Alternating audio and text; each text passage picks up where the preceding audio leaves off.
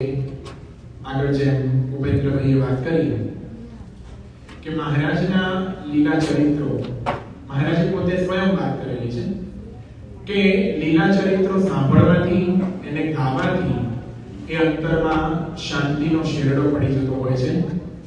આવો જ એક ગ્રંથ અક્ષર બ્રહ્મ જ્ઞાનદાનંદ સ્વામી મહારાજે પોતે એમના આશીર્વાદથી તૈયાર કરાવેલું।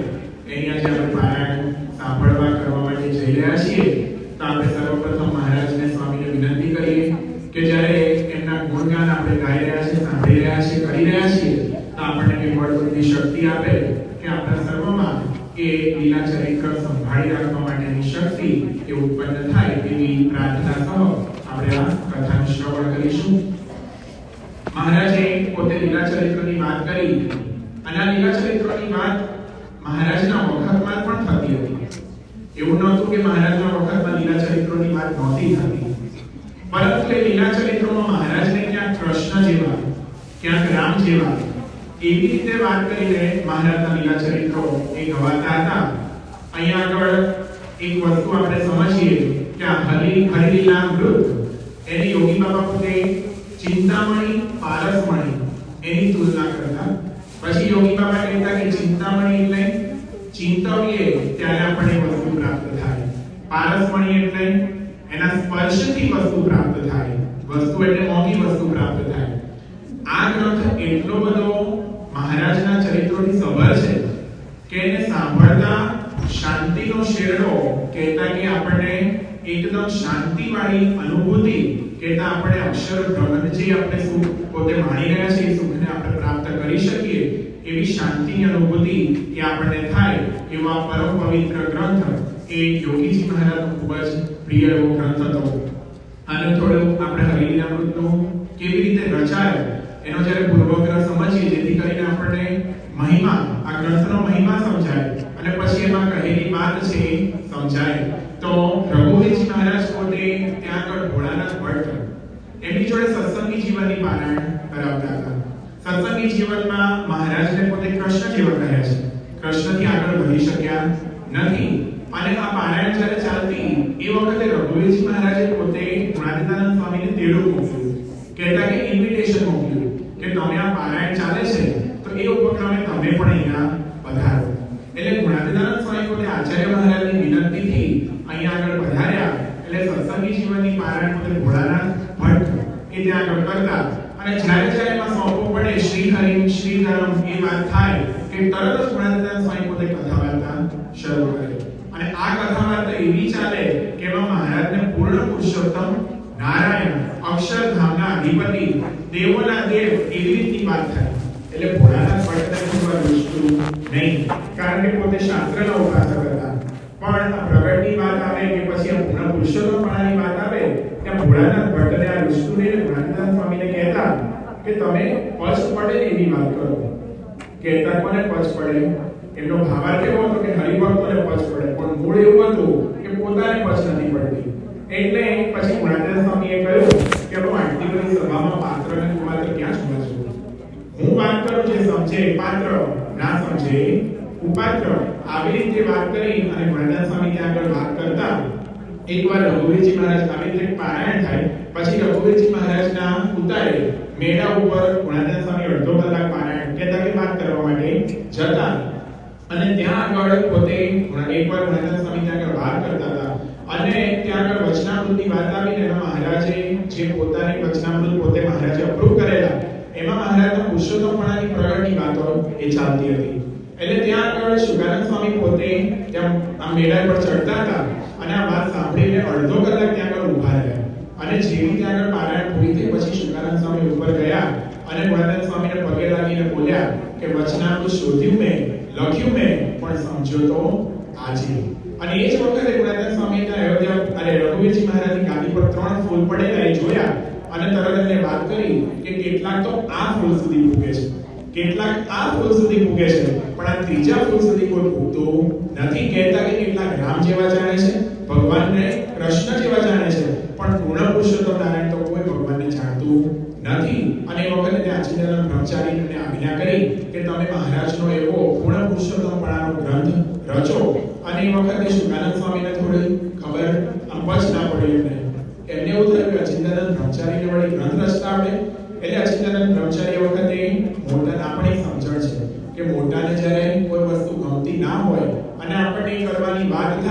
તો એ વખતે બે હાથ જોડી કેવું કે નહીં થાય. પછી ગુણાતીતાનંદ સ્વામીને ખાનગીમાં પોતે અચિંતાનંદ બ્રહ્મચારી મળ્યા અને એ વખતે ગુણાતીતાનંદ સ્વામીએ કીધું કે આ ગ્રંથ તમારે રચવાનો નથી, તમે રચવાની શરૂઆત કરો અને મહારાજ તમને પ્રેરણા કરશે. અને એ રીતે આ ગ્રંથ રચાશે. એક દિવસ પોતે ગ્રંથ લખતા હતા અને ગુણાતીતાનંદ સ્વામી પાછળ આવીને ઉભેલા અને ગુણાતીતાનંદ સ્વામીએ પોતે વાત કરી કે અચિંતાનંદ બ્રહ્મચારી કેવું ચાલે છે. ત્યારે કહે છે કે રોજના 100 શ્લોક લખાય છે, કહેતા કે મહારાજ એની પ્રેરણા કરે છે. અને આ રીતે આ ગ્રંથ એ પોતે વખતે ત્યાં આગળ રચાયો, અચિંતાનંદ બ્રહ્મચારીએ પોતે રચ્યો. અને શુકાનંદ સ્વામીને ખોટું ના લાગે એટલા માટે પેલા રાજા એનો સંવાદ એ ત્યાં આગળ મૂકી દેવામાં આવ્યો. અભય સિંહ એમનો સંવાદ એ ત્યાં આગળ મૂક્યો કે જેથી કરી શુકાનંદ સ્વામીનું પણ સચવાઈ જાય. પણ આવો આ પરમ પવિત્ર ગ્રંથ એમાં આજે લીલા ચરિત્રોનું આખ્યાન એમાં બોધા કમાનગર અને સરદારની મહારાજની લીલા એને આપણે હવે સાંભળીએ. હતો ત્યાં વિપ્ર એક કંગેવ, તેને ઘેર રહ્યા દેવ દેવ, સારી રીતે સેવા તેણે કરી, ત્યારે તે પ્રત્યે બોલ્યા શ્રી હરિ, અમે આ સ્થળમાં હી રહ્યા તા, મરચા મીંઢિયા વળ જ ખાતા, તેને સંભાળે છે ભાઈ દેહ, સુણી એવું બોલ્યો દ્વિજય, સુખ આપ્યું છે અનંત આપે, કેમ વિસરે તે ભગવંત, એવી વાતો કરી ત્યાં અપાર, શ્રીજી ત્યાંથી ગયા સરદાર. મહારાજ પોતે નડાળામાં એક બ્રાહ્મણના ત્યાં ઉતરેલા. ગંગેવરનું નામ એ વખતે મહારાજ જુદી જુદી સ્મૃતિઓ એની વાત કરે છે. હમણાં જે આપણે પ્રવક્તાએ વાત કરી કે પ્રશ્ન શું પૂછાય અને મહારાજ જવાબ શું આપતા. તો આ લીલા ચરિત્રની વાત એ વખતે મહારાજ કે અમે અહીંયા રહેલા ત્યારે મરચા અને મીંઢિયા વડે એના લાડવા ખાતા. મરચા એટલે તીખા અને મીંઢિયા વડે એટલે કારેલા કરતા પણ કડવી વનસ્પતિ. આ બેને ભેગું કરી મહારાજ કે અમે જમતા. બધું તને યાદ આવે છે? ત્યારે એ બ્રાહ્મણ કે મહારાજ તમે એ વિચરણમાં જે જમતા અને જે તપ કરતા એ આજે પણ તમે તપ કરો છો. આ લીલા તમે અમારા મનસ્પટ ઉપર એકદમ સાચવીને રાખેલી છે અને રોજ અમે એને યાદ કરીએ છીએ. અને મહારાજ પોતે ત્યાં આગળ રાજી થાય છે કે લીલા ચરિત્રો મહારાજ પોતે પોતાના આ હરિભક્તો યાદ રાખે છે. આ સાંભળી મહારાજ રાજી થઈ અને હવે સરદારમાં પધાર્યા છે. સરદારમાં પધાર્યા પછી ટોંકાજીના આમંત્રણથી ત્યાં આગળ મહારાજ પધારેલા. પરંતુ ત્યાં આગળ બે વણિક ભાઈઓ હતા, એક ગોવર્ધનભાઈ અને કમળજી બીજાનું નામ. આ બે ભાઈઓએ ખાસ મહારાજની એવી સેવા કરેલી કે મહારાજને આમંત્રણ આપેલું અને આમંત્રણથી મહારાજ અહીંયા સંતોષ સહિત પધારેલા. અને હવે શું થાય છે એની વાત હવે આપણે સાંભળીએ.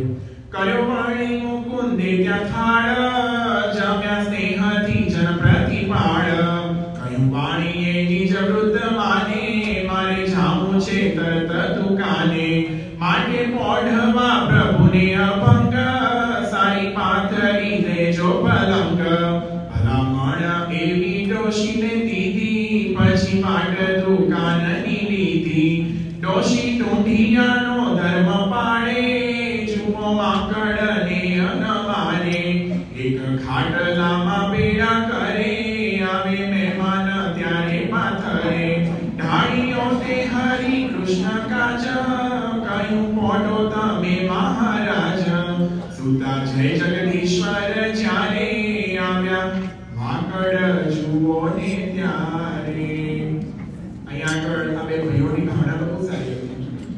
પણ મહારાજ પોતે જમી રહ્યા, સંતો જમી પરવાર્યા એટલે એ ભાઈઓએ વાત કરી કે માતા તમે ખાટલો ઢાળો, મહારાજ આરામ કરે ત્યાં સુધી અમે દુકાને જઈને પાછા આવીએ છીએ. માતા પોતે ઢોંઢિયાનો કહેતા કે જૈનોનો ધર્મ પાળતા એટલે કીડી માંકડ મકોડાને મારતા નહીં, પણ શું કરતા કે નવું ગાંઠનું ઘરમાં રાખેલું. એટલે ઘરમાં જ્યારે માંકડ પડે ત્યારે બધા માંકડને વીણીને એક નવા ગાંઠલામાં મૂકી આપે. એટલે આ પણ એક ચાવી છે. મહેમાન ઘેર આવ્યા હોય અને રાજાનો ટાઈમ રાખવા ના હોય આ ગાંઠું પાથરે. ગાંઠું લાગે કેવું નવું, કારણ કે બધા વાપર્યું ના હોય, માંકડ ભેગું કોણ સુવે એટલે ગાંઠું નવું લાગે, મહેમાનને લાગે ઓહો પણ એ તો સુવેદાર ખબર પડે એટલે જાજો ટાઈમ મહેમાન ટકે નહીં. આ ડોશીએ કંઈક આવું જ કર્યું. મહારાજ માટે ત્યાં આગળ પોતે આ ગાંઠું પાથર્યું, મહારાજ પોતે સૂતા અને મહારાજને માંકડ એટલા બધા કરડ્યા કે મહારાજ ત્યાંથી પોતે ઊભા થઈ અને ભૂમિ ઉપર બેસી ગયા અને પોતે ધ્યાનમાં બેઠા અને ત્યાં આગળ જ આ બે ભાઈઓ એ દુકાનથી પરત ફર્યા અને જોયું કે આ મહારાજને ગાટલું આપ્યું છે, ગાટલું પાથરેલું છે, મહારાજ નીચે કેમ બેઠા? અને મહારાજે વાત કરી કે આ તો માંકડ છે, માંકડ ભેગું સુવાયું નહીં એટલે અહીં આગળ નીચે બેઠા છીએ. અને બંને ભાઈઓને એ વખતે બરાબર પોતે ક્રોધ આવે છે, પરંતુ અહીં આગળ એક વિચાર આપણે એ પણ કરીએ કે મહારાજને પોતે અગવડ એ વખતે પડી. પૂર્ણ પુરુષોત્તમ નારાયણ હતા, આપણે પ્રગટની વાત કરવાના છીએ, પણ આ બે વસ્તુ જ્યારે જોઈએ તો મહારાજ પોતે ધારક તો એ વખત માંકડને સમાધિમાં મોકલી શકે, કારણ કે ઘનશ્યામ રૂપે જ્યારે ખેતરમાં ગયેલા ત્યારે ચકલીઓને ઉડાડવા નતા ગયા. એ વખતે તાલીમ મળીને તમામ ચકલીઓને સમાધિમાં મોકલેલી. એ વસ્તુ અહીંયા પણ મહારાજ કરી શક્યા હોત, પણ અગવડતા સામે હુંકારો નહીં. એ વસ્તુ અહીંયા આગળ આપણને દેખાય. યોગી બાબાની આગળ આપણે યાદ કરીએ, યોગી બાબા કાયમ એક વસ્તુ કહેતા કે જ્યાં ત્યાં જેમ તેમ જેવું તેવું ચલાવી લેતા શીખવું અને પોતે બોલતા નહીં, પોતાના જીવનમાં એ દેખાતું. એટલે આ વસ્તુને જ્યારે યાદ કરીએ પછી આપણે જ્યારે અહીંયાથી શતાબ્દીના સમયે આવતી સાલ જઈએ અને પછી કદાચ અહીંથી આપણે વીઆઈપી ઉતારાની સગવડ સાથેની ચિઠ્ઠી હોય અને ત્યાં આગળ ગયા કદાચ જનરલમાં રહેવું પડે ને તોય આપણે વાંધો આવે નહીં. એની પૂર્વ તૈયારી આપણે વર્ષ પહેલા કરાવી. એટલા માટે આવા પ્રસંગો આપણે કાયમને માટે વિચારતા હોઈએ છીએ કે ભાઈ આપણી સગવડ ક્યાંક સચવાય નહીં તો આપણને વાંધો આવે નહીં. શાસ્ત્રીજી મહારાજે પોતે આ સંસ્થા ખડી કરી. શાસ્ત્રીજી મહારાજ પોતે મુંબઈ પધારતા એ વખતે ભુલેશ્વરની સીબીની ચાલમાં પોતે ત્યાં આગળ રહેતા અને નાની ખોલી જેવું હતું, એકદમ નાની, અને ત્યાં આગળ ટૂટિયું પાડીને એમને સૂવું પડે, પગ પણ લાંબા થાય નહીં. ત્યાં આગળ રાત્રે માંકડ, મચ્છરા અને ઉંદેડા તો એવો ત્રાસ કરે કે રાત્રેના આગળથી ઊંઘ પણ આવે નહીં. તો પણ શાસ્ત્રીજી મહારાજે પોતે કોઈ દિવસ એની ફરિયાદ કરી નથી. પ્રમુખ સ્વામી મહારાજને તો આપણે બધાએ નજીકથી નિહાળ્યા છે, જોયા છે, અનુભવ્યા છે, એની સાથે આપણે વિચરણ પણ કર્યો છે. એવા આપણે લાખો પ્રસંગો પ્રમુખ સ્વામીના તો આપણે સાંભળ્યા છે, અનુભવ્યા છે કે જેને આપણે જો એની કથા કરવી હોય ને તો ટાઈમ પણ ઓછો પડે. એટલા માટે આ દરેક પ્રસંગોનો આપણે વિચાર કરીએ છીએ, હું તમે બધા જ, કે જેથી કરીને આપણને એ જ્યારે પ્રસંગ આપણી જોડે થાય ત્યારે આપણને એમાંથી બળ મળતું હોય છે. એટલે મહારાજે પણ અહીંયા આગળ કોઈ જાતની ફરિયાદ કરી નહીં અને એમને ત્યાં આગળથી ઉઠી અને નીચે બેઠા. અને પછી મહારાજ આગળ શું થાય છે આપણે સાંભળીએ. કહે વર્ણી સુણો રૂડારાય, કહું ચાલતી દેહ કથાય. આવ્યા બે ભાઈ ઘેર ફરીને, હેઠા બેઠેલા દીઠા હરીને. કયા પ્રેમે કરીને પરણાવા, પોટો એહ પલંગમાં શ્યામ. કહે કૃષ્ણ સુમાયન એમાં, જુઓ માંકડ છે બહુ તેમાં. શેઠે સાંભળીને મર્મ જાણ્યો, દિલે ડોસી ઉપર ક્રોધ આવ્યો. જેને લાગ્યા ડોસીને લડવા, ત્યારે ડોસી લાગી બડબડવા. તારા સ્વામીજી છે ભગવાન, દેશે માંકડને મોક્ષદાન. એવું જાણીને એહ પલંગ, મેં તો પાથરી આપ્યો ભંગ. ડોસી પણ ખાંટી નહીં, મિયાભાઈ પડે પણ નગરી તો ઊંચી ને ઊંચી. ડોશીને આગળ બે ભાઈઓ કહે છે કે મહારાજ જોડે કેમ આવું કર્યું?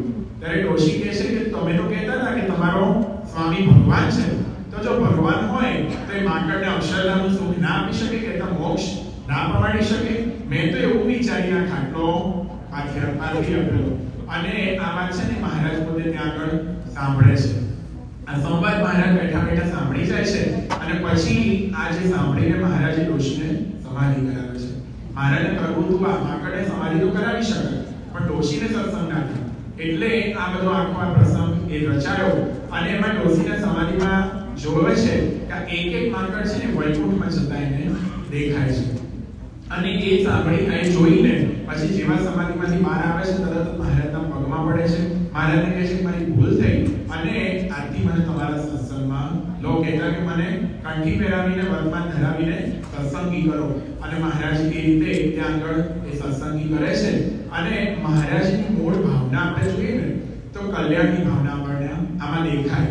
કારણ કે મહારાજ દરેકનું કલ્યાણ કરવા આવેલા હરિલીલામૃતના 26મા શ્લોકમાં મહારાજે જેતલપુરમાં જે યજ્ઞ કર્યો એમાં પણ મહારાજની કલ્યાણ ભાવના આપણને દેખાય. કેવી રીતે? તો ત્યાં આગળ કરજીસણથી નાનાભાઈ પોતે ઘીનો હાંડવો લઈને આવેલા અને એ વખત મહારાજ પોતે વાત કરે છે કે ઘીના કુંભાગણા ભરી લાવ્યા, ધર્મપુત્રને ભેટ ધરાવ્યા. ત્યારે પૂજ્યા એમ શ્રીજીય જે ઢોરનું હશે આગીય, તે ઢોરનું કલ્યાણ થાશે, અંતે અક્ષરધામમાં જાશે. મહારાજ કે જે ઢોરનું આ ઘી થયું છે, જ્યાંથી દૂધ આવ્યું છે, માખણ થયું છે અને તમે એનું ઘી કરી અત્યારે લાયા, એ તમામ ઢોર અક્ષરધામમાં જશે. મહારાજની ઉમદા કલ્યાણ ભાવના દેખાય કે એમના સંઘમાં જે આવે એનું કલ્યાણ કેમ થાય એ મહારાજને પોતે એક ભાવ હતો. પૂર્ણાનંદ સ્વામીએ પોતે ત્રીજા પ્રકરણની પહેલી વાતમાં કહ્યું છે કે મહારાજે કહ્યું છે અમે 100 કરોડ મનવારો લઈને આવ્યા છીએ, એટલા જીવનો ઉદ્ધાર કરવો છે તે પ્રથમ ચિંતામણી ભરશું, પછી પારસમણી ભરશું, પછી હીરા, પછી મોતી, પછી દાગીના, પછી સોના પર, પછી દાળ, પછી રૂપિયા ને કોલિયું અને પછી છેલ્લે ગારો પણ એ રીતે પૂર્ણી કરવી છે. કહેતા કે મહારાજે તો કેટેગરી આપી દીધી આપણને કે ચિંતામણીથી ચાલુ કરી પારસમણીથી બધું જ તો છે ગારા સુધી મહારાજને લઈ જવા છે. પણ હવે આપણે નક્કી કરવાનું કે આપણે કઈ કેટેગરી રૂપ થઈને જવું છે. કારણ કે મહારાજે એવી વાત કરી કે છેલ્લે ગારો એટલે બાકી રહ્યું બધું અને જગ્યા રહી તો પછી આપણે બધાને લઈ જશે, પણ સ્વભાવ સતા તો અક્ષરધામમાં જવાતું નથી. સ્વભાવ મૂકીને જ અક્ષરધામમાં જવાય છે. એમને તો આપણો હાથ પકડ્યો છે, પણ આપણી ફરજ એ બને છે કે આપણે એનો હાથ મૂકી ના દઈએ. એકવાર એક છોકરો એના પિતાશ્રી જોડે મેળામાં ગયો. આપણે જે મેળામાં ગયા હશે ખબર હશે, તેમાં હાથ છોડો ને પછી છૂટો જ પડે. એ પછી એને મળે ક્યારે તો માંડ મેળ પડ્યો અને જો મળ્યા ભેગા થયા તો ઠીક. તો એક દિવસ એ રીતે ગયા અને એના બાપે એનો હાથ પકડેલો અને છોકરાએ ફુગ્ગાવાળાને જોયો અને છોકરાએ બરાબર ધમાલ કરી અને બાપનો હાથ છોડાવીને દોડ્યો અને બે લીકુડા પડ્યા. છોકરાને ફુગ્ગાવાળા જોડે પહોંચ્યો ત્યારે ખબર પડી કે આને ખોવાઈ ગયો કહેવાય. હવે મારો બાપ મને મળે નહીં ત્યાં સુધી મારે રોવાનું ને એની માટે શોધવાનું કે મારા પપ્પા મને ક્યાં મળશે. એમ સત્પુરુષે આપણો હાથ પકડ્યો છે. આજ મારો ઝાલ્યો સ્વામીએ હાથ, પણ સ્વભાવ, પ્રકૃતિ, દોષો, વાસના એ આપણા જીવની અવળઈ એ જ્યારે વચ્ચે આવે ને આપણે હાથ મુકાવવા માટેનો પ્રયત્ન કરીએ અને પછી સત્પુરુષનો હાથ છૂટે ત્યારે આપણને ખબર પડે કે આ વિખુટા પડ્યા. એટલે આપણા જીવની અવળઈ એ આ હાથ પકડ્યો છે એમાં આડી ન આવે એ આપણી ફરજ છે કે આપણે જાણપણાનું દરવાજે ઊભા રહીએ. અને હરિલીલા, હરિચરિત્ર, ચિંતામણી એમાં પણ આ મેંદરડાના પ્રેમજીભાઈ એમનો પ્રસંગ આવે છે કે મહારાજને કલ્યાણ કરવું હતું કેટલી હદ સુધી. તો એમને ત્યાં આગળ મહારાજ પોતે એમના સ્વપ્નમાં એમને દર્શન દીધા અને કીધું કે અમે તમારી ગાય લેવા આવ્યા છીએ. એટલે પ્રેમજીભાઈ કહે કે ગાય એટલે કે તમે બ્રહ્માનંદ સ્વામીનું અહીંયા આગળ મંડળ આવેલું ત્યારે તમે અમને થાળ કરીને આખા સંતોષ બધાને જમાડેલા બ્રહ્માનંદ સ્વામી સહિત, એટલે અમે ગાયનું કલ્યાણ કરવા માટે આવ્યા છીએ. કહેતા કે પશુથી માંડીને તમામનું કલ્યાણ એ મહારાજની પોતાની ઉમદા એક ભાવના હતી. અહીંયાથી મહારાજ હવે અહીંયા સરદારમાં જ પોતા કમાન પર એ પોતે રામાનંદ સ્વામીના ખૂબ જ કૃપાપાત્ર અને પોતે રાજકોટનું પહેલું ગામ એટલે એમની ગાદી એ રાજકોટમાં પડતી. એવા પોતે પ્રતિષ્ઠિત વ્યક્તિ અને એમની સલાહ સૂચન માટે રાજકોટ એ ત્યાં આગળ જ્યારે પેલી પંપ બેસે ત્યારે એમની એ પોતે ગાદી પડતી અને ત્યાં આગળ જતા એવા પોતે પ્રતિષ્ઠિત વ્યક્તિ અને રામાનંદ સ્વામી માટે એમને પોતે ઘર એક લઈ રાખેલું કે જેથી કરીને રામાનંદ સ્વામી જ્યારે સરદારમાં આવે ત્યારે એમને કોઈ જાતની રહેવા કરવાની તકલીફ પડે નહીં. આવા પોતે રામાનંદ સ્વામીના પોતે ખાસ એક કૃપાપાત્ર શિષ્ય એ હતા. પણ એ પણ જ્યારે આ શું કહેવાય કે મહારાજની ને એવા મોટા પુરુષની મોટા પુરુષની જ્યારે દ્રષ્ટિમાં એનો અભાવ ગુણ આવે છે ને ત્યારે પછી એ પણ એ સત્સંગમાં રહી શકતા નથી. એ આપણે હવે સાંભળીએ. કહે વરણી કહું બીજી વાત, ભલો જાણી પ્રસંગ આ વાત. નામે બોધો જે કમાલ કર, સરદાર વિશે તેનું કર. રામાનંદ સ્વામી તણો દાસ, ગણું રહેતો તે સ્વામીની પાસ. એવામાં એહ ગામ મોચાર, કોઈ જનને થયો અતિસાર.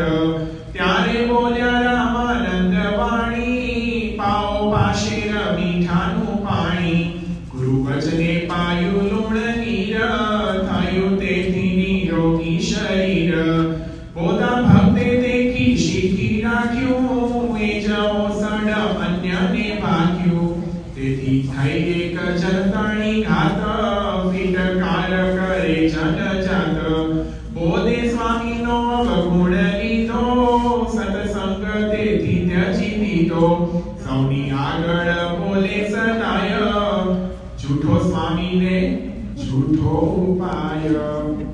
એકવાર રામાનંદ સ્વામી ત્યાં આગળ પોતે વિચરણ કરતા સરદારમાં પધારેલા અને એ વખતે રામાનંદ સ્વામી ત્યાં આગળ હતા અને ગામમાં એક જણને મરડો કહેતા કે અતિસાર થયો અને ઉર્પે આપણે શું કહેવાય કે એકદમ ઝાડા એટલા બધા તો ત્યાં આગળ રામાનંદ સ્વામીને આ બોધાએ વાત કરી કે સ્વામી આવું થયું છે, તમે કંઈક ઉપાય બતાવો. ત્યારે કીધું કે જાઓ એને પાસે મીઠાનું પાણી આપો અને એ વખતે આપીને એને સારું પણ થઈ ગયું. એટલે બોધાએ નક્કી કરી રાખ્યું હવે ગામમાં ગમે ત્યારે ગમે તેને અતિસાર થાય ને એટલે આપણે મીઠાનું પાણી અગાઉ આપી દેવું અને એમાં એક દિવસ આ ચાલ્યો પણ હશે ઉપાય કારણ કે આમાં એક જ જણ મળે છે એટલે આ એક દિવસ અહીં કોકને થયો હશે ગામમાં આવી રીતે અતિસાર અને પોતે પેલું રામાનંદ સ્વામીનો ઔષધ યાદ રાખેલું એટલે કીધું કે આ રીતે પાણી પી દેજો એમાં પેલાને ઔષધની ગતિ થઈ ગઈ અને પછી આખું ગામ આવું નાનું ગામ હોય એમાં આવું પ્રતિષ્ઠિત વ્યક્તિ આવું કરે એટલે આખું ગામ એને ધૂતકારે અને એથી રામાનંદ સ્વામીનો અભાવ આવેલો અવગુણ આવ્યો. મનમાં વિચાર આવ્યો કે રામાનંદ સ્વામી પણ જૂઠા અને એનો ઉપાય પણ જૂઠો અને એના કરીને એને સત્સંગ એ મૂકી દીધેલો. એટલે આ પ્રસંગ બન્યો એટલે મહારાજ એ વખતે ત્યાં આગળ સરદારમાં એમને યાદ કર્યા કે પેલા રામાનંદ સ્વામીના કૃપાપાત્ર શિષ્ય પોતાને દેખાતા નથી અને મહારાજે આ વાત કઢાવી હતી એટલા માટે ત્યાં આગળ આ વાતનો ઉલ્લેખ કર્યો અને એ વખતે ત્યાં આગળ ગોવર્ધનભાઈ હતા એમને આજે આપણે વાત કરીએ માંડી બધી વાત કરી અને મહારાજા સાંભળ્યું એટલે તરત પછી મહારાજે ધીમે શું કર્યું સ્વામીએ તો એ વાત સમર્થ હતા કે ધૂળ આપીને પણ કોકનો રોગ કાઢે પણ સમજ્યા વગર એની નકલ કરીએ અને પછી ઉલટો તો આપણી જ મૂર્ખાઈ દેખાય એમાં મોટા પુરુષનો તો કોઈ અવગુણ કે અભાવ હોતો નથી. એનો ઉપજાતિ પ્રાપ્ત એટલે આપણે એને સમજવાનો પ્રયત્ન કરીએ ને તો અહીંયા તો મહારાજ કહેવાનું શું માંગે છે કે જણાય છે જે ઈશ્વર મૂર્તિ જા પ્રમાણે વર્તે છે દેહ જો અન્ય એવું કરવા ચાહ્ય એમાંથી અંતે ઉલટું જ થાય. બીજા તણા દોષ જ મૂર્ખ જાણે પોતા તણા દોષ નહીં પ્રમાણે બીજાની વાકાઈ જ ઊંટ પોતાની વાકાઈ ન લેખે દેખ.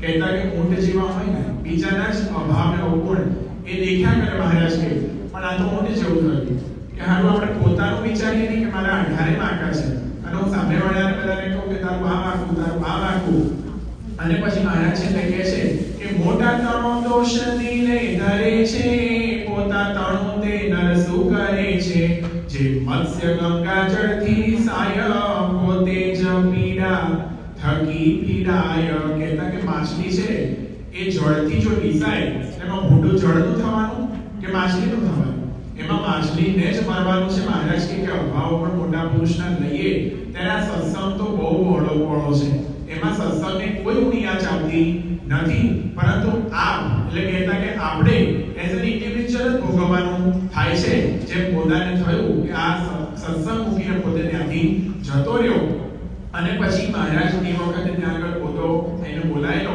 એટલે અહીંયા પશ્ચાતાપ રૂપે પોતે મારી આ મોટી ભૂલ થઈ ગઈ અને મને માફ કરો અને મહારાજ પોતે પ્રાયશ્ચિતને પણ માન્ય કરી અને પોતાને આગળ સત્સંગમાં પાછા લે છે અને ખૂબ એવી પ્રસાદીની વસ્તુઓ પણ એને આપે છે કારણ કે એને પ્રાયશ્ચિત કર્યું અને પોતાની ભૂલે પોતે સમજ્યો. એટલે સત્પુરુષ ભગવાન અને સત્સંગી બ્રહ્મોહન સ્વામી મહારાજને તો અત્યારે આપણે કોઈ પણ ઘણીવાર આપણે એના પ્રસંગો સાંભળીએ છીએ આપણે જોયા છે. અહીંયા આગળ આ સ્ટેજ ઉપરથી મહંત સ્વામી મહારાજે પોતે વાત કરેલી છે અભાવ અવગુણ ઉપર તો ચોકડી મોટી ચોકડી એવી આપણને સ્મૃતિ પોતે આપે છે. એટલે ભગવાન સત્પુરુષ અને સત્સંગી એનો અવગુણ ના આવે. બીજી વસ્તુ કે જ્યારે દોષ જોવાની બહુ ઈચ્છા થાય ત્યારે આપણે અરીસા આગળ ઊભા રહીએ અને આપણી ભૂલોને આપણે સુધારવાનો પ્રયત્ન કરીએ. આ બે સિદ્ધાંતોને આગળ મહારાજ પોતે સમજાવવા માંગે છે. મહારાજે પોતે વચનામૃત મધ્યના 53 માં વાત કરી કે એવા જે પરમેશ્વર તેના ચરિત્રને વિશે ને તે ભગવાનની જે સમજણ તેને જે દોષ દેખે છે અને તેને વિમુખ ને અધર્મી જાણવો અને સર્વ મૂર્ખોનો રાજા જાણવો. અહીંયા આગળ ભગવાન કરે છે મહારાજ કે આ બેના દોષ જે જોવે છે ને એ વિમુખ છે, એને અધર્મી અને મૂર્ખોનો રાજા. અહીંયા આગળ મહારાજે બે પદવી આપી, એક તો અધર્મી અને મૂર્ખોનો રાજા જાણવો. અને અંત્યના 12માં મહારાજ વાત કરે છે કે ભગવાનના ભક્તોનો અવગુણ આવ્યો તે સત્સંગી કહેવાતો હોવા છતાંય હડકાયા સ્માન જેવો છે, તે ક્ષય રોગ છે. ભગવાનના ભક્તોનો દ્રોહ કરવાથી જીવ નાશ પામી જાય છે, તે કોઈ દિવસ પોતાના કલ્યાણનો ઉપાય કરી શકે નહીં. તો આપણે ઘણીવાર એવું અહીંયા મહારાજે વાત કરી કે એનો જીવ નાશ પામી જાય છે. મહારાજે એની પણ ચોખવટ કરી. મુક્તાનંદ સ્વામીએ પૂછેલું છે વચનામૃતમાં કે મહારાજ જીવ નાશ પામી જાય એટલે ત્યારે મહારાજ કહે છે કે પર્વત જેવું જળ તે આવે ત્યારે સમજવું કે જીવનો નાશ થઈ ગયો. કહેતા કે એનું કલ્યાણના માર્ગે આવે એને ત્યારે પ્રતીક્ષા, કેટલા ક્યારે ભગવાન મળે ને એનું કલ્યાણ એ પર્વતના જળ દેહમાંથી ચૈતન્ય દેહને પ્રાપ્ત થાય ત્યારે પછી એનો કલ્યાણનો માર્ગ એ પાછો એ સાંકળી શકે. એટલે મહારાજ આ બે વચનામૃત દ્વારા આપણને કહેવા શું માંગે છે કે ભગવાન અને સત્પુરુષ આનો દ્રોહ આનો અભાવ પણ તો ક્યારેય વિચારવા નહીં, કારણ કે એને કરીને સત્સંગમાંથી પડી જવાય. અને બીજા સિદ્ધાંતમાં મહારાજ પોતે પ્રથમના છઠ્ઠામાં કે પોતાના દોષ જોવા અને એનો ભૂલોની સુધારવા માટે પ્રયત્ન કરો. તો પ્રથમના છઠ્ઠામાં મહારાજ પોતે વાત કરે છે કે આ સત્સંગમાં જે વિવેકી છે તે તો દિવસે દિવસે પોતાને વિશે જે અવગુણને દેખે છે અને ભગવાનના ભક્તને વિશે ગુણને દેખે છે, અને ભગવાનને સાધુ પોતાના હિતને અર્થે કઠણ વચન કહે છે ત્યારે પોતાના હિતકારી માને છે ને દુઃખ નથી લગાડતો, તે દિવસે દિવસે સત્સંગને વિશે મોટપને પામે છે. અને મધ્યના 37માં પણ મહારાજે પોતે વાત કરી કે સ્વાભાવિક પ્રકૃતિ કયા ઉપાય કરીને ટળે. તો મહારાજ બોલ્યા કે સ્વભાવ મુકાવ્યા સારું જે સત્પુરુષ ઉપદેશ કરતા હોય તેના વચનને વિશે અતિશય વિશ્વાસ, તો જ આ સ્વભાવ પ્રકૃતિ દોષો વાસના જે આપણે કહીએ છીએ એ બધું ટળે. પણ સત્પુરુષ જ પૂજી છે, અને સત્પુરુષનો જ્યારે આપણે અભાવ ગુણ આવે તો પછી આપણે જે રસ્તે ચાલ્યા છે એનો કોઈ અર્થ જ રહેતો નથી. અને મહારાજે પ્રથમના છઠ્ઠામાં કીધું એ પ્રમાણે સત્સંગીનો પણ આપણે અભાવ ગુણ ના હોવો જોઈએ. એના માટે મહારાજે પોતે મહારાજની પણ આ રુચિ હતી, ગુરુ પરંપરામાં પણ આપણને આ રુચિ એ દેખાય. અને મુક્તાનંદ સ્વામી એટલા માટે જ કહ્યું છે કે સંત કે ગુણ ગ્રહત હૈ સો અતિ સે બડ ભાગ, મુક્ત કહે તેહી હૈ પ્રભુ પદ દ્રઢ અનુરાગ. કહેતા કે એને પ્રભુ એનો પ્રભુ પદ એટલે કહેતા કે પ્રભુના ભજન ગાવાનો હક છે, એવી મુક્તાનંદ સ્વામીએ પણ પોતે વાત કરેલી. યોગીજી મહારાજનું જીવન ચરિત્ર એમાં એક પ્રસંગ આવે છે કે 1956 અને માણસા એમાં પોતે આણંદના ડોક્ટર રમણભાઈ એમને બધાને કીધું યોગી બાપા એમને સેવા આપેલી કે ભાઈ તમારે બધાને જઈને વહેલા ઉઠાડી આવવાના, અને એ રીતે બિચારા સેવાય પણ કરી અને આજ્ઞા પણ પાડી. અને ઉઠાડવા ગયા અમુક ઉઠ્યા અમુક ના ઉઠે, એટલે યોગી બાપાને વાત કરી કે બાપા બધાને ઉઠાડવા જઈએ છે પણ અમુક જણા ઉઠે છે અમુક નથી ઉઠતા. યોગી બાપા એમને ત્યાં જ ઉઠે કે જે આપણે એવું સમજવું જે ના ઉઠે એના માટે એ લોકો કરી નાખે છે, આપણે કરવાનું બાકી છે. એટલે એક સમજણ દ્વારા આપણે આ કોન્સ્ટન્ટ એ સત્પુરુષો આપણામાં પ્રેરણા એ પૂરતા હોય છે.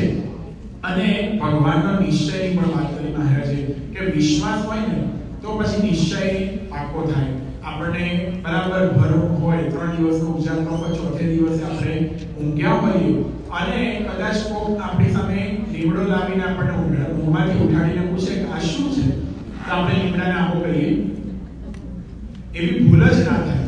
એવો નિશ્ચય જે આપણને થઈ ગયો છે કે આ લીમડો જ છે, એવો નિશ્ચય આપણને સત્પુરુષમાં અને ભગવાનમાં ક્યારે થાય તો અતૂટ વિશ્વાસ એ જ્યારે આપણને એના પ્રત્યે થાય કે જે કંઈ કરશે, મહારાજે વાત કરી કે જે કંઈ કરશે મારા સારા માટે જ હશે, એ વિશ્વાસ જ્યારે આપણને બેસે તો નિશ્ચય પણ આપોઆપ પોતે ત્યાં આગળ દરેક ભગવાનમાં અને જેને આપણે ભજતા હોઈએ એમાં થતું હોય છે. અહીંયા આગળ મહારાજે નિશ્ચયનું પણ મહત્વ અહીંયા આગળ બતાવે છે. બોલ્યા ભાઈ ત્યાં તમાનંદ એક પ્રશ્ન સુણો સુખ કંદ, જેને હરિને જાણ્યા ભગવાન જાણ્યા સંતને મુક્ત સમાન, પછી જાણ્યા જાણે ભૂલાય સત્સંગ થઈ પડી જાય, સુધી ઉચર્યા અંતર જામી મોટા સંત સુણો નિષ્કામી, જાણતા કે અજાણે ભૂલાય જીભ દાંત તળે કચડાય, તેની પીડા ભોગવવી તો પડે જ્ઞાની અજ્ઞાનીને પણ નડે. મહારાજ અહીંયા કે આત્માનંદ સ્વામી, બાયરમાનંદ સ્વામી એ પોતે એક પ્રશ્ન પ્રશ્ન પૂછે છે કે મહારાજ જાણ્યા જાણે પણ આવું થાય કદાચ સત્સંગમાં કે ભાઈ ભૂલી જવાય અને કોઈનો અભાવ પણ લેવાઈ જાય તો શું ગતિ થાય? ત્યારે મહારાજ કહે કે જાણ્યા જાણે પણ જો જીભ દાંત વચ્ચે આવે તો શું થાય? આપણે એની જાણી તો જીભને દાંત વડે દબાવતા નથી, પણ જાણ્યા જાણે એવી આવી જાય છે ત્યારે શું થાય છે? તો એ તો એને એનું દુઃખ એને ભોગવવું જ પડે છે. એમ જાણ્યા જાણે પણ જ્યારે અવગુણ સત્પુરુષનો, મોટા પુરુષનો અને એવા પ્રગટ અખંડધારક સંતનો કે એના સત્સંગીનો આવે છે ત્યારે મહારાજે કહ્યું કે એને પોતાને દુઃખ ભોગવવું જ પડે છે. એનો અવગુણ લીધો એનું દુઃખ આપણે સર્વને ભોગવવું પડે છે.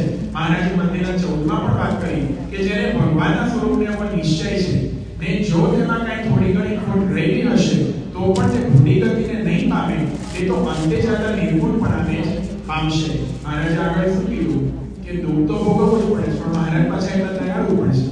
મહારાજે કીધું કે એની કદાચ આવું થશે તો કદાચ એને નિશ્ચયમાં ફેર પડશે, તો કદાચ એની ભૂલી ગતિ તો નહીં થાય, પણ કહેતા કે એ નિર્ગુણ પ્રમાણે પામશે એટલે કહેતા બીજી વાર જન્મ લેવો પડશે. મહારાજ સત્પુરુષનો ભેટો થશે અને પછી એની સારી ગતિ અક્ષરધામ તરફની ગતિ એ થશે. અને સ્વામિનારાયણ ગુણાતીત સ્વામી મહારાજ ગુણાતીત સ્વામીએ પણ 5મા પ્રકરણની 24મી વાત કરેલી છે નિશ્ચય માટે. પ્રગટ ભગવાનનો સંબંધ થયાથી ને નિર્દોષ સમજ્યાથી મોક્ષ થઈ રહ્યો છે, ને દોષ રહ્યા કે ટાળવાનો અભ્યાસ કરે તો ટળે, નહીં તો દેહ રહે ત્યાં સુધી દુઃખી રહે. ને દેહ મૂકીને ભગવાનનો નિશ્ચય છે તો ભગવાનના ધામને પામે છે. કહેતા કે કદાચ અહીંયા આગળ દેહ રહે ને ત્યાં સુધી આપણે ઉપાય તો કરવો જ પડે, આપણે મળતા રહેવું જ પડે કે આપણા સ્વભાવો દૂર થાય, આપણે નિર્દોષ થઈએ. પરંતુ જ્ઞાનતત્વ સ્વામી કે નિશ્ચય હશે ને તો ભગવાનના ધામને પામશે. કહેતા કે આ જન્મે નહીં મેળ પડે તો પછી પણ નિશ્ચય ભગવાનના ધામને તો પમાડે જ છે. એ નિશ્ચય એટલે શું? તો પ્રગટની આપણને પ્રતીતિ, પ્રગટમાં પ્રીતિ અને પ્રગટની આજ્ઞા પાળવાનું તાન. આ ત્રણ વસ્તુ એ નિશ્ચયનો શું કહેવાય કે નિશ્ચયની ચાવી છે. એમાં પ્રગટમાં પ્રીતિ એટલે આપણને સર્વને પ્રગટમાં પ્રીતિ તો છે. આજે મહંત સ્વામી મહારાજને આપણે બધા જ આપણા ગુરુ અને પ્રમુખ સ્વામીના વારસદાર એ આપણે માનીએ છીએ. અને એટલું જ નહીં, એમાં ભગવાન સાક્ષાત સાંગો પાંગ બિરાજમાન છે એ પણ સમજીએ છીએ. પરંતુ એ વખત ને ટાણું આવે એ વસ્તુ આપણા મગજમાંથી વિસરાઈ ના જાય. બીજી વસ્તુ કે એની આજ્ઞા પાળવાનું તાન. કહેતા કે દિન કહે તો દિન અને રાત કહે તો રાત. આજે મહંત સ્વામી મહારાજને પણ આપણે જ્યારે જોઈએ છે એમને પણ એમના સ્વમુખે ઘણા બધા એવા પ્રસંગો કીધેલા છે. એમાં એક તો પેલો ઉપવાસનો પ્રસંગ, યોગી બાપાએ સતત એટલા ઉપવાસ આપ્યા છતાં એક પ્રશ્ન કેવું આજ્ઞામાં એમને કેવું તાન હશે. અને પ્રમુખ સ્વામી મહારાજની આજ્ઞાએ કરી અને પોતે એટલું બધું વિચરણ એ કરેલું છે. પ્રમુખ સ્વામી મહારાજે પોતે એક આજ્ઞા કરી તો પોતાને જે સેવા કહેતા કે પોતે ગુરુપદે એમને કોઈ દિવસ વિચાર્યું નતું, એ સેવા પણ એમને ઉપાડી લીધી. એ જ રીતે આપણે પ્રમુખ સ્વામી મહારાજના પણ એવા અનંત પ્રસંગો છે કે શાસ્ત્રીજી મહારાજનો આપણો પેલો દરવાજાનો પ્રસંગ, કે પછી શાસ્ત્રીજી મહારાજ મંદિર બાંધતા હતા એ વખતે પછી બધા સેવામાંથી જતા રહે, પણ શાસ્ત્રીજી મહારાજની આજ્ઞા કરીને પ્રમુખ સ્વામી જમવાનું ભૂલી જઈને ત્યાં આગળ મંદિરની સેવા કરતા. આવા તો અનેક પ્રસંગો આપણે પ્રમુખ સ્વામી મહારાજના સાંભળ્યા છે, અનુભવ્યા છે, જોયા છે, કારણ કે આપણે પ્રમુખ સ્વામીને નજીકથી નિહાળેલા છે. એ આજ્ઞા પાળવાનું તાન. અને ત્રીજું કે જ્યાં નિશ્ચયની વાત કરી કે એના સિવાય મારું કલ્યાણ કરતો બીજો કોઈ બ્રહ્માંડમાં કોઈ છે નહીં. કહેતા કે મારે મોક્ષ, મારે અક્ષરધામને પામવું હોય તો મહંત સ્વામી મહારાજ સિવાય અત્યારે બીજી કોઈ ચાવી એ આ બ્રહ્માંડ શું અનંતવળી બ્રહ્માંડમાં અત્યારે આપણા માટે બીજી કોઈ ચાવી નથી. આપણે રામના ઉપાસક હોઈએ, શિવજીના ઉપાસક હોઈએ કે પછી કોઈ પણ ભગવાનના ઉપાસક હોઈએ, પરંતુ અત્રે આપણને એના દર્શન, કારણ કે હું નથી કહેતો ત્યાં આગળ સારંગપુરમાં જ આપણે એમનું નામ ભૂલી ગયો, એ પોતે ત્યાં આગળ આવેલા અને એમને ત્યાં આગળ આપણે શું કહે છે પેલી ગાદી એના પણ પોતે આચાર્ય રહી ચૂકેલા છે, પણ એ પોતે વિચરણ કરીને હિન્દુ ધર્મનો પ્રસાર કરવા માટે સત્યમિત્રાનંદ ગિરિજી એમને પોતે વાત કરેલી છે કે હા શંકરાચાર્ય રહેલા છે પોતે, અને એમને પોતે આ વાત કરેલી છે કે મને પ્રમુખ સ્વામી મહારાજના રામના દર્શન થાય છે એટલા માટે હું પ્રમુખ સ્વામી મહારાજના દર્શન કરવા અહીંયા આવું છું. આ પદવીને પામેલા અને પોતે શંકરાચાર્ય રહી ચૂકેલા વ્યક્તિ પણ જો આજે નામના દર્શન કરવા બ્રહ્મ સ્વામી મહારાજ માટે ત્યાં આગળ જતા હોય તો આપણે તો કોઈ આપણને પૂછે તો છાતી ઠોકીને કહેવું કે મેં ભગવાનને જોયા છે, એ ભગવાન આજે સારંગપુરમાં બિરાજમાન છે, અને છાતી ઠોકીને કહેવું કે મારું તો કલ્યાણ પાકું છે પણ તારું પણ પાકું કરવું હોય તો એક જ પુરુષ આખા બ્રહ્માંડ માત્ર એવા છે કે જે કલ્યાણના કરતા છે. આવો નિશ્ચય એ આપણા સૌમાં દ્રઢ થાય એ જ આજે મહારાજ સ્વામી પરમ પૂજ્ય મહંત સ્વામી મહારાજના ચરણોમાં